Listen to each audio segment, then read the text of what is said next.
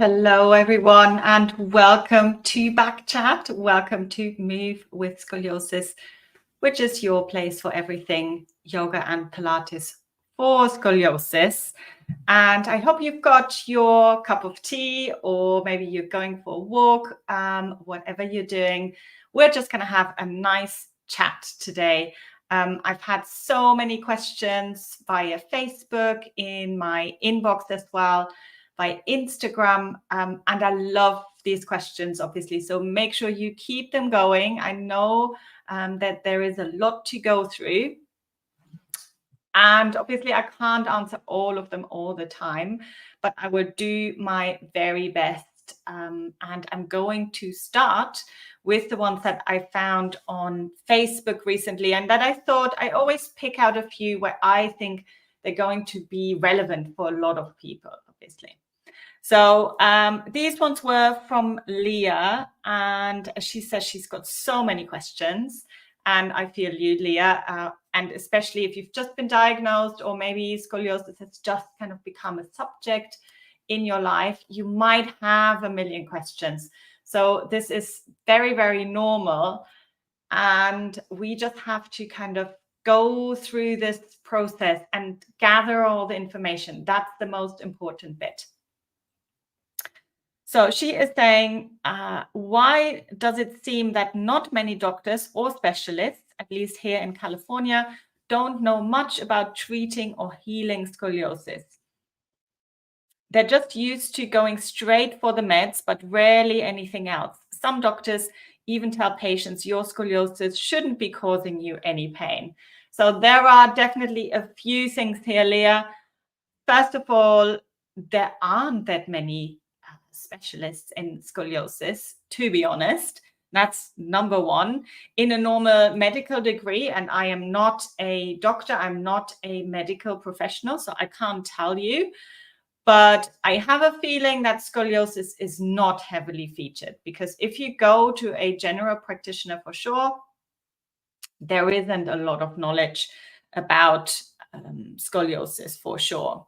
Now, if you are going to somebody who's a little bit more specialist, maybe, then make sure, obviously, you ask the right questions, because then you will know very, very quickly if they actually know about scoliosis. So ask as many questions as possible.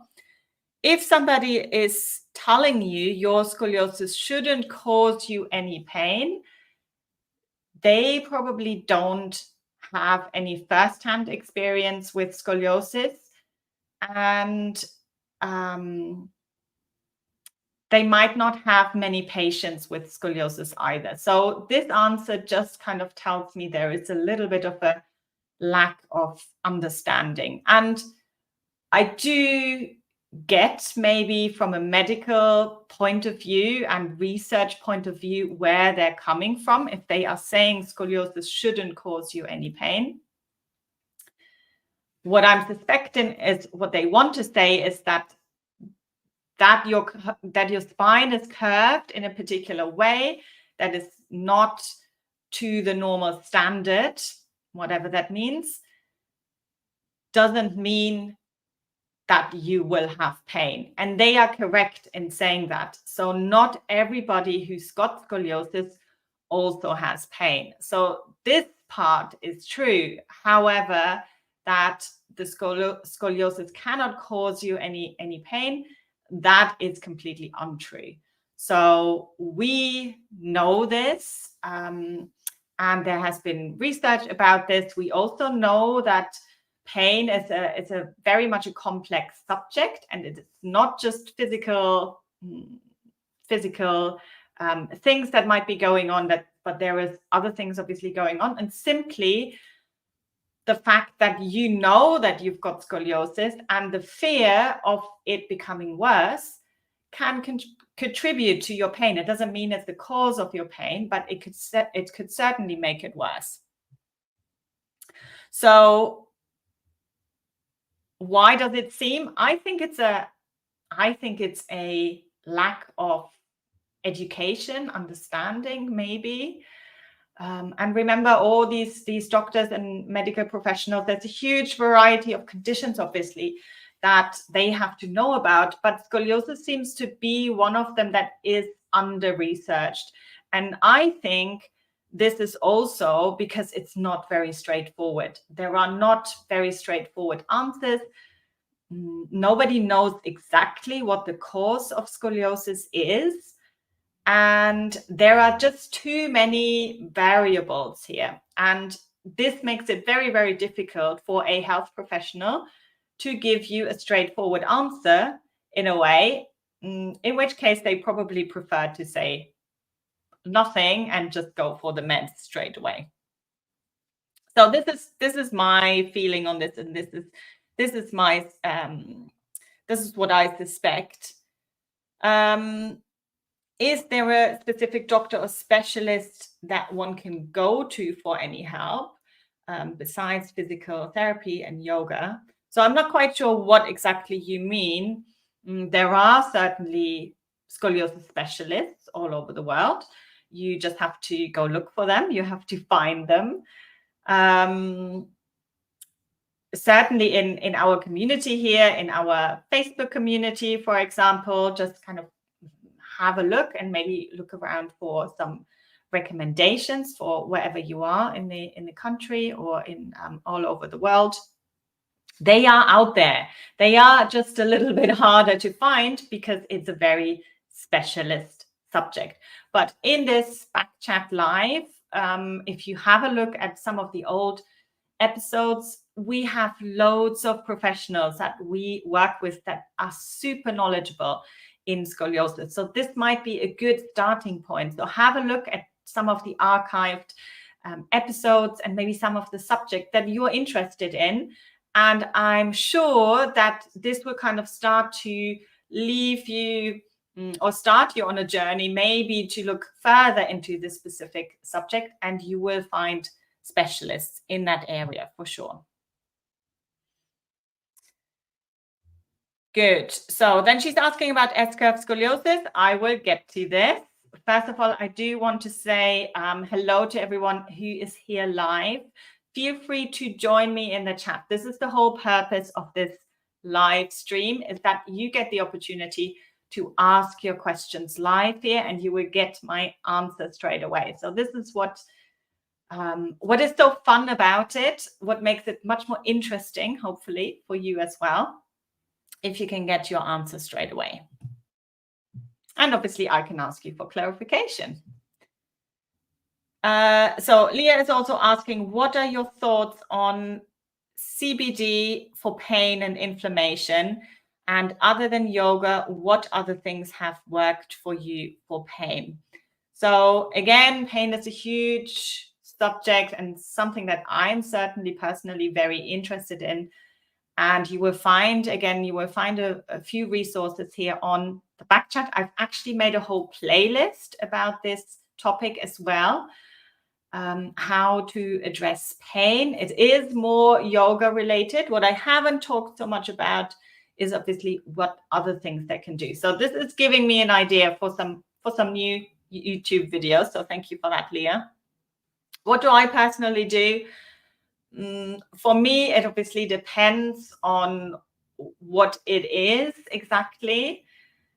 Movement is most of the time can be the answer, really, and just gentle movement is very often the thing that my body at least needs. Sometimes it's heat, sometimes it's cold. It depends on what it is. So for inflammation, we tend to go for cold. If it's something muscular related, achiness, then we tend to go for heat. These are just a couple of things you can do. I've got a massage gun, for example, that I can use. Sometimes I get some tension around my neck and shoulders, so I would use it for that. But it really depends on the type of pain and what exactly you are experiencing, obviously. So obviously, one other thing I want to say about this as well is this is why yoga is beautiful and helpful for pain, is because it does address a couple of different things. So first of all, there is a whole kind of research scientific basis around the fact that movement helps with pain, that alone is enough. So yoga is great for that side, obviously. We also know that isometric exercises, so exercises where you hold the position and engage your muscles, are helpful for pain. So you think your plank pose, for example, your side plank. Again, yoga is great for that. But there's the whole other section of yoga, which is the whole mindfulness and the relaxation part of it, which are just super, super valuable if you are suffering from chronic pain. I'm talking about chronic pain here, which is pain that is coming back all the time, where we don't really know where it's coming from, where you maybe have been to your doctors and they said, no idea where this pain is coming from. Maybe they don't quite say it like this, but basically just get on with your life. So this is the type of pain where you want to kind of dig a little bit deeper. And that's the type of pain where the first thing is maybe to have a look at your stress levels in your life. And stress levels is sometimes, it's obviously a word that is used very much, and it might be personal to everyone, and what exactly that means and how much stress we can take. But remember, stress doesn't always have to be negative. So maybe you're saying, well, I don't have any stress. I don't think there is anyone actually who says this. They don't have stress. But maybe you're saying, oh, I'm fine. I get on with my things. Well, sometimes we don't realize, and sometimes stress can be positive things as well in our life. So it could be that you've got a really exciting new job, or maybe you've just had a grandchild, or anything like that.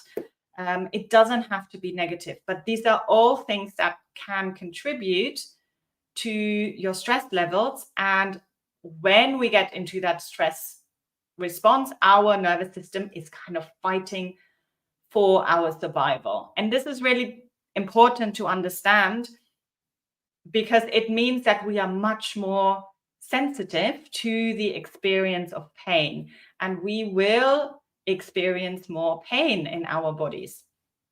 So again, this is why being aware of this and how you are feeling, not just physically, but also emotionally and mentally, which is what we practice in yoga, is very, very important and really valuable. Relaxation, practicing relaxation. And I know it's not the most attractive thing about yoga. It's not the easiest thing either, but it's probably one of the most important things. And I always say this to my people in the membership: if you just have time for one pose, yoga pose, then let it be Shavasana. Let it be a relaxation pose. Good. So now Leah is also asking, when will you post more videos for S-curve yoga? Maybe one for each day of the week, so we can do yoga with you every day. If you want to do yoga with me every day, then make sure that you join us in the Shine membership, because that's what it's for, really. You've got a whole library of different lengths of videos that you can do for whatever might be troubling you. If you've got neck and shoulder problems, if you've got sciatica, if you've got something going on with your hips, there is a video for that. So in the membership, you've got short videos, you've got 10-minute videos, you've got long videos. So you've got everything there. And obviously we do practice every week together as well. So there is a live practice as well. Now, on the subject of S-curve scoliosis, and again, I'm just going to say hello to everyone's here live. Please feel free. I can't see you, obviously, but I acknowledge you. I know that you are here. And if you're not driving, if you're not doing anything where you have to use your hands, then feel free to ask any questions. This is an open Q&A today. So I want to make sure that you get the most out of it. And even if you're just saying hello, that's fine as well. Good. So I did have a question that came in via Instagram, which I thought that a lot of people might be interested in. So I was sent an X-ray of a very kind of typical S-curve scoliosis. So it's going to one side at the top. I can't quite see. No, we do know it's a right thoracic and left lumbar curve. I did see enough of that picture. It's a relatively mild to moderate scoliosis, I would say. We don't have an X-ray report of this, but we know, or I know, that it belongs to a 13-year-old girl. And the question was, she's already doing yoga. First of all, are all yoga movements good for scoliosis? And I thought that was a great question. Are all yoga movements good for scoliosis? So I would say to that, this is a parent obviously asking for their child. This is not about scoliosis, or let's see, we have to separate this a little bit, because yoga is for the person. It's not for scoliosis, right? You're practicing yoga for your daughter is practicing yoga. It's about her, and she is not scoliosis. She has scoliosis, or her spine is curved, so she's got the condition, but that's not her. That's not everything about her. So that is important to understand, that the yoga, first of all, is for her. Second of all, we have to look at, and that's, I think, what you're asking, are there any movements that she might want to avoid with scoliosis? And this is very different. Not everybody with scoliosis is the same, first of all. So I know obviously she's 13, so that makes it already very different from somebody who would ask me the same question when they're 50. So I know that, well, I don't know if she's generally fit and healthy, obviously. I don't know who she's practicing yoga with. The other thing is, yoga is quite a wide practice and subject, and the approaches can be really different. The yoga poses in general, there are definitely kind of the typical ones that always come up, obviously. So that's what I would have to go by. Are these yoga movements good for her with scoliosis or not? And again, it does, unfortunately, and I know this is not the answer you're looking for, but it does depend a little bit on what else is going on for her. She could be super flexible. She could be hypermobile. She could be super bendy, in which case I would say don't encourage the bendiness. I would say work on the strengthening, because that is what's making scoliosis worse, is when the children, or anybody, usually tends to be women, are very flexible, and then the curve, you're just more likely to kind of hang into your curvature, and that's how it will get worse. So this is something just to kind of think about, what are you doing in your yoga practice? So if you give me some specific things, then I can obviously answer this question much better for you. Are all yoga movements good for scoliosis? No, they're not. Not all of them are good for scoliosis.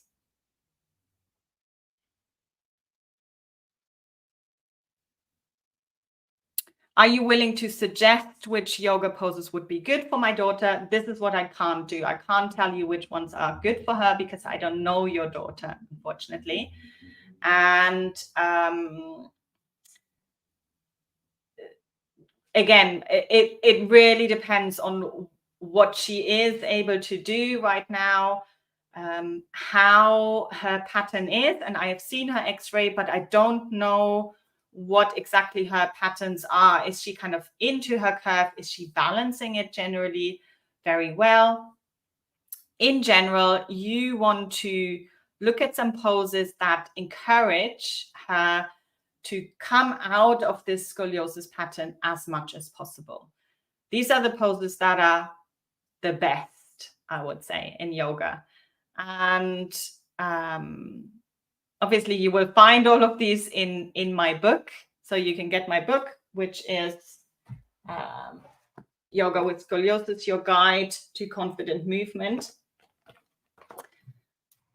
But generally, you want to think about the poses that elongate the spine. Anything that lengthens the spine and that helps her to come out of this scoliosis pattern is going to be great for her. Anything that, again, if she is on the hypermobile side, and I am just assuming here right now because I've worked with a lot of teenagers, then I would stay away from the kind of the bendiness and a lot of those extreme end range poses. But of course, it depends. So I'm hoping that this helps. Again, I'm just going to have a look at the chat. Let me know if there is anything you want me, or maybe there is a yoga pose. Maybe there is something specific that you are maybe not quite sure about. Should you be practicing this or not? And really, I know that Leah also asked about S-curve scoliosis. We do have a whole course about S-curve scoliosis. It's not very expensive. You can do it at your own time. It's going to give you all that background information that you need when you practice yoga with S-curve scoliosis. And after you've done the course, I'm hoping that you will not ask so much which are the yoga poses that I should be doing with an S-curve scoliosis, but it will be more like, how should I be doing these yoga poses with my S-curve scoliosis? Because that is really what it's all about. It's not exactly what you are practicing. Obviously, there are some poses that are better than others, but really it's about how you practice with your scoliosis. Good. Lovely. So these are my thoughts about those questions, and they are great questions. Feel free, obviously, to keep them coming. We do have some great back chats as well that are coming up. So it's not just me on my own talking, but we've got an interview with Debbie Robinson on the 5th of November, which is all about nutrition for scoliosis and bone health. So what are the best things that we can do in terms of nutrition for our bone health? And then on the 5th of December, we've got a chat all about pregnancy and scoliosis, and also that postnatal time, and what are the things that we can do there. And not just, I'm also thinking I'm not pregnant or postnatal anymore, but I have had children.